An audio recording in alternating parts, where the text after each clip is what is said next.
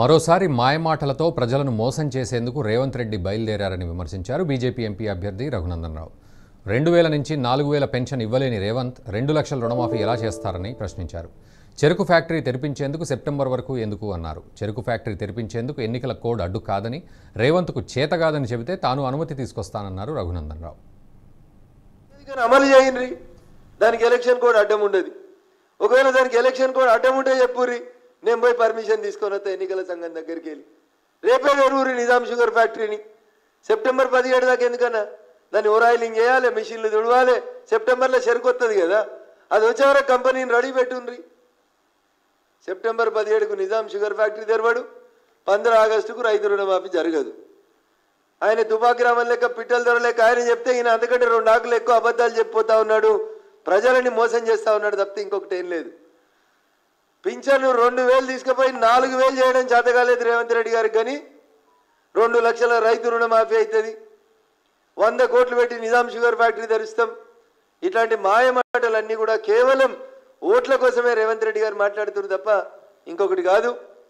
చివరికి ఇంకో మాట చూసినా ఇలా పేపర్లలో మోడీ గారు మొత్తం మత ఘర్షణలు రెచ్చగొడుతున్నారు దేశంలో అంట. ఇక మోడీ గారు అధికారంలో ఉండి 10 ఏళ్ళు అయింది.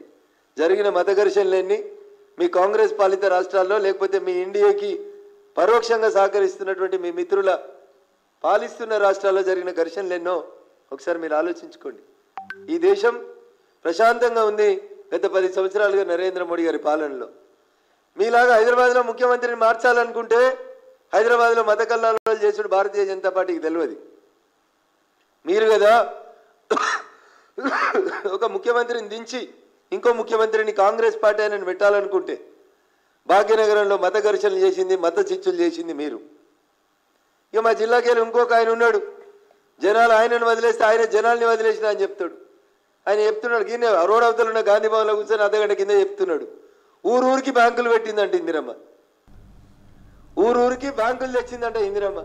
మండలాలనే సరిగా లేవు జగ్గారెడ్డి గారు, ఊరూరికి బ్యాంకులు రాలేదు.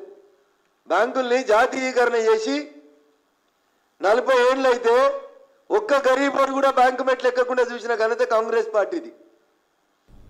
5